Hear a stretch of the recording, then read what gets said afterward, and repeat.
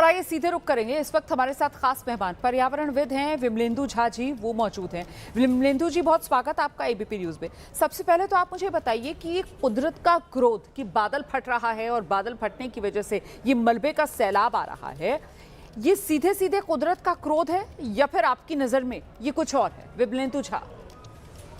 देखिए, ये of course natural disaster है। क्लाउड बर्स्ट किसी मानव कारण से नहीं हुआ है, कोई बटन दबाने से नहीं हुआ है। नेचुरल बहुत सारे पिछले 40 वर्षों से जो है फ्लैश फ्लड्स हिमालय में होते हैं, लेकिन फ्लैश फ्लड या क्लाउड बर्स्ट के इंड्यूस करने के कारण जो इम्पैक्ट है वो मानवीय कारणों के कारण है। जिस तरह की का डेवलपमेंट, जिस तरह का विकास हमने देखा है पूरे के पूरे लद्दाख से लेकर के अरुणाचल तक हिमालय में, हमारे साइंटिस्ट हमें बार बार आगाह करते आ रहे हैं कि किस तरह का डेवलपमेंट विकास होना चाहिए।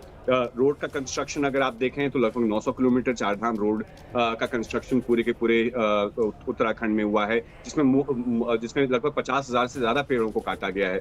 साथ ही साथ जब हम हिमालय के इकोलॉजी के बारे में बात करते हैं, जो कि एक फ्रेजाइल इकोलॉजी है, उसमें हम किस तरह के अर्बनाइजेशन प्रोसेस या टनलिंग प्रोसेस या मोबिलिटी प्रोसेस या रोड ट्रांसपोर्ट प्रोसेस को लगाएं, वो बहुत आवश्यक है। तो कहीं नजरअंदाज किया गया है सरकारों द्वारा। साथ ही साथ जो ह्यूमन सेटलमेंट है, उन्होंने भी इस पूरे के पूरे एरियाज में, जो आपने अभी आपके रिपोर्ट में जो आया है कि जो हम रिवर बेड के ऊपर, ऑलमोस्ट फ्लड प्लेन के ऊपर जो है हम ह्यूमन सेटलमेंट लगा रहे हैं। तो कुल मिला के इसको नेचुरल डिजास्टर सिर्फ बोलना और इसको कहना कि एक आपदा है, प्राकृतिक आपदा है, वो थोड़ी सी नाइंसाफी होगी। ये क्लाइमेट चेंज ईरा में क्लाइमेट चेंज का इम्पैक्ट भी ज्यादा तब होता है जबकि हम मैनमेड कारणों से क्लाइमेट चेंज को एक्सेंचुएट करते हैं, क्योंकि हमारी इंटेंसिटी और फ्रीक्वेंसी ऑफ क्लाइमेट इवेंट्स वो बड़ा है क्लाइमेट चेंज के कारण। मतलब और उसका डैमेज, क्योंकि हम विमलेंदु झा जी, आपकी बात जो मैं समझ पा रही हूँ, आसान शब्दों में अगर मैं कहूँ तो प्राकृतिक आपदा है, लेकिन प्राकृतिक आपदा ये जो इतना रौद्र रूप लेती हुई नजर आ रही है,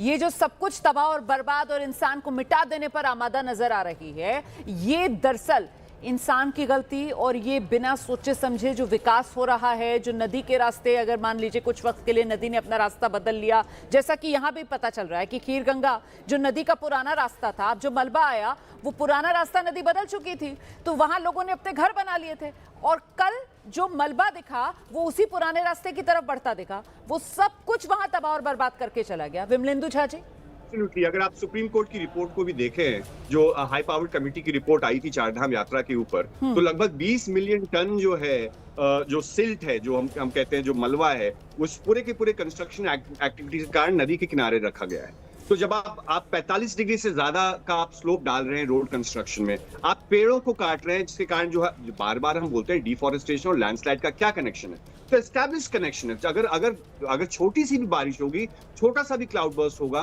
तो ज्यादा से ज्यादा मलबा बहेगा अगर आपने स्लोप को मेंटेन नहीं किया है, सॉइल को अगर डिस्टर्ब किया है, ब्लास्टिंग अगर किया है। तो हमें ये कहना कि सिर्फ क्लाउड बर्स्ट है, नेचुरल है, ये ठीक नहीं है। हमने जिस तरह का, अगर आप देखिए तो सिक्किम में एक लेक ढहा, अभी कुछ रिपोर्ट आ रहे हैं कि हम ये हिमाचल प्रदेश में भी लगभग 400 लोगों को बचाया गया है और पिछले 1 महीने में लगभग 200 लोग हिमाचल में भी मरे हैं। तो इसे सिर्फ आप इवेंट अगर मानेंगे तो हम इसे इवेंट के साथ ही इस चैप्टर को क्लोज कर देंगे 1-2 दिन के बाद, लेकिन अगर हम इसे फेनोमेना मानेंगे कि हम उसी तरह से अगर अपनी विकास की गति और विकास की परिभाषा, दोनों दिशा और गति दोनों अगर हम विकास की ऐसी ही रखेंगे, तो ये सारी दुर्घटनाएं जो हैं वो और ज्यादा बढ़ेंगी। हमने अपने 2013 केदारनाथ की दुर्घटना से जो त्रासदी थी, उससे हमने कुछ नहीं सीखा। जोशीमठ जो है, पूरा का पूरा शहर जो है वो ढह रहा है, हमने उससे नहीं सीखा। 2 साल पहले जो एक टनल कोलैप्स हुआ सिलक्यारी का, उससे हमने नहीं सीखा। हिमाचल में मंडी में जो त्रासदी पिछले वर्ष और इस वर्ष भी हुआ है, हमने उससे भी नहीं सीखा। तो हमें सीखना बहुत आवश्यक है, क्योंकि हमें ये न्यू नॉर्मल है। Climate change is a new normal. और तब भी अगर आप अगर गुड़गांव के गोल्फ कोर्स रोड जैसी सड़क और मुंबई एक्सप्रेसवे वाली सड़क अगर आप चारधाम रोड में बनाएंगे, क्योंकि वो लगभग 10 मीटर का रोड, 12 मीटर का रोड जो है, रोड का कंस्ट्रक्शन हुआ है। जैसे मैंने आपको कहा कि 56,000 पेड़ों को काटा गया है, वहां पे लगभग 20 मिलियन टन डेब्री जो है उसको नदी के रास्ते में रखा गया है, जिस कारण आर्टिफिशियल लेक्स, टेम्पररी लेक्स और सिल्टेशन प्रोसेस जो है वो हुआ है। उसके बारे में एक्सपर्ट सुप्रीम कोर्ट तक को बता चुके हैं। बिना एनवायरमेंटल इंपैक्ट असेसमेंट के मैं सिर्फ एक प्रोजेक्ट के बारे में बात कर रहा हूँ। और नदी में जो बह रहा है, अगर आप देखें ध्यान से, तो नदी में वो पानी का बहाव तो है, लेकिन पानी के बहाव के साथ जो इतने बड़े हादसा का मुख्य कारण जो है वो सिल्ट का बहना है, जिसके कारण इम्पैक्ट जो है और ज्यादा बढ़ गया है। आप बिल्कुल सही कह रहे हैं सर, जिसका जिक्र आप खुद कर रहे हैं कि साहब 20 मिलियन टन आप कह रहे हैं कि सिल्ट, वो गाद, वो मलबा कह लीजिए, कुछ भी कह लीजिए आप, वो जो निर्माण जब होता है तो वहाँ छोड़ा हुआ है, और कहीं ना कहीं अगर थोड़ा सा भी बादल फटने की घटना कहीं आती है तो वो पानी के साथ वो मलबा जब मिल जाता है तो उसका इम्पैक्ट बहुत ज़्यादा हो जाता है और कई गुना तेज़ी के साथ वो नीचे की तरफ आता है और तबाही और बर्बादी, जैसा कि हमने कल देखा यहाँ धराली में। एक और सवाल है मेरा सर, एक बात और सामने निकल कर आ रही है कि ये जो सैलाब आया है तबाही का, इसको जो पुराने मकान थे उत्तराखंड में, यहाँ इस धराली इलाके में, वो तो फिर भी झेल गए, और जो नए बने मकान थे वो बिल्कुल इसके सामने टिक नहीं पाए। इसके पीछे की वजह? जी देखिए, दो चीजें हैं। एक तो अगर आप वो जो नदी की जो धारा है, अगर आप पुराने घरों को देखें, पुराने गांवों के लोकेशन को देखें, तो जो नेचुरल रिवर का जो फ्लो है, नेचुरल या चाहे वो रिवर हो, चाहे वो स्ट्रीम हो, चाहे वो नाला हो, वो हम लोग नेचुरल रिसोर्स को वर्शिप करते थे, उसको उसके नेचर के पावर को समझ के करके ही लोकेशन गांवों को बसाया जाता था। तो एक है कि वो ये गांवें उस जगह पे हैं जहां पे पानी का कटाव कम है, या पानी अगर बाढ़ बढ़ेगा भी, बाढ़ की स्थिति भी होगी तो वो होगा। दूसरा, कंस्ट्रक्शन मटेरियल जो है वही जो है कि पहाड़ों में जिस तरह का कंस्ट्रक्शन मटेरियल का यूज होता था, मान लीजिए 100 साल पहले, 50 साल पहले या 200 साल पहले, बनस्पत अब जो है, जो जिस तरह की सीमेंट, कंक्रीट, टिन, ग्लास का इस्तेमाल, होटल्स जो बन जा रहे हैं, चाहे आप यमुनोत्री जाएं, केदारनाथ जाएं, हर जगह जो है वही होटल बन रहे हैं, जैसे शायद जो कोटा के होटल और गंगोत्री के होटल में कोई डिफरेंस आपको नहीं दिखेगा। तो उसके कारण आप ये इम्पैक्ट है कि earth nature resistant, climate resistant, climate friendly, climate change friendly infrastructure development जब तक हम नहीं करेंगे, और उसकी जिम्मेदारी बहुत बार सरकारों की भी है कि सरकार, अगर मान लीजिए अर्ली वार्निंग सिस्टम टावर्स लगे थे केदारनाथ के बाद, तो अर्ली वार्निंग लोगों को क्यों नहीं मिला? अर्ली वार्निंग अगर गवर्नमेंट ने अनाउंस किया तो वो लोगों ने इवैक्यूएट अपने आप को क्यों नहीं किया? तो मुझे लगता है कि इसमें इंडिविजुअल रिस्पॉन्सिबिलिटी के बारे में तो बात करनी है, जो लोगों ने अपने अपने घर बनाए हैं गैर जिम्मेदाराना तरीके से नदी के बहाव के रास्ते में, लेकिन साथ ही साथ यही वो मौका है जब हम सरकार से या सरकारों से, और किसी एक पर्टिकुलर पार्टी से नहीं, हम विकास की परिभाषा के बारे में जब तक बात नहीं करेंगे, अगर हम यही सोचेंगे कि अच्छी सड़क का मतलब अच्छा देश होता है और चौड़ी सड़क का मतलब विकास होता है, तो हमें ऐसी ही दुर्घटनाओं का सामना करना पड़ेगा। हम इससे भी सीख नहीं ले पा रहे हैं। नहीं तो फिर लोगों के मन में ये सवाल भी आएगा, आप जो तर्क रख रहे हैं उसका मतलब क्या है?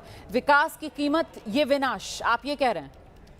जी, तो इसको विकास नहीं कहते हैं। हाँ। अगर हमने विकास की बहुत ही कुकृत परिभाषा रखी है। देखिए, अभी तो विकास की जो परिभाषा है, अभी तो विकास की परिभाषा के तहत ऑल वेदर रोड्स होनी चाहिए पहाड़ों में, विकास की परिभाषा के तहत चौड़ी सड़कें होनी चाहिए, जल्दी से जल्दी आप पहुंच जाएं। आप देखिए किस तरीके से परिभाषा हमने अपने convenience of life, standard of living के लिए रखा है, वो गलत परिभाषा है। सस्टेनेबल डेवलपमेंट में हम कैरिंग कैपेसिटी को सबसे पहले देखते हैं। विकास भी एक साइंटिफिक टर्म है। विकास सिर्फ एक लिंग्विस्टिक, एक पोएटिक, एक पॉलिटिकल कॉन्सेप्ट नहीं है। हमें देखना पड़ेगा कि किस तरह की सड़क, किस तरह के डेवलपमेंट, किस तरह के बिल्डिंग्स, किस तरह के कैफेज, किस तरह के होटल्स, किस तरह की industry, hydro electric power plants अगर आप बना रहे हैं जो हाई सिस्मिक जोन में आप बना रहे हैं, जिसके कारण आप ये इस विकास की परिणति ये है कि आपको एक पूरा का पूरा शहर जो है वो डूब रहा है।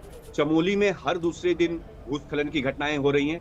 हिमाचल में 200 लोग मर चुके हैं। बाय द वे, हम सिर्फ पानी के आक्रोश की बात कर रहे हैं, हम हीट वेव और ड्राउट के बारे में बात नहीं कर रहे हैं। ये वही हिमालय रेंज है जो जुलाई अगस्त के महीने में बाढ़ के बारे में चर्चा करता है, और मई जून के बारे में पानी की त्रासदी के बारे में चर्चा करता है, और नवंबर दिसंबर के महीने में बहुत ज्यादा स्नोफॉल के बारे में चर्चा करता है। तो ये ऑफ कोर्स ये जो जब हम कहते हैं क्लाइमेट चेंज है, साइंटिफिक रिपोर्ट है, तो उससे हम अपने नॉलेज को, अपने पॉलिसी को अगर एजुकेट नहीं करेंगे तो इस पूरे के पूरे संसाधनों का, बहुत महत्वपूर्ण बात, और एक ऐसा नजरिया आप पेश कर रहे हैं जिस पर वाकई में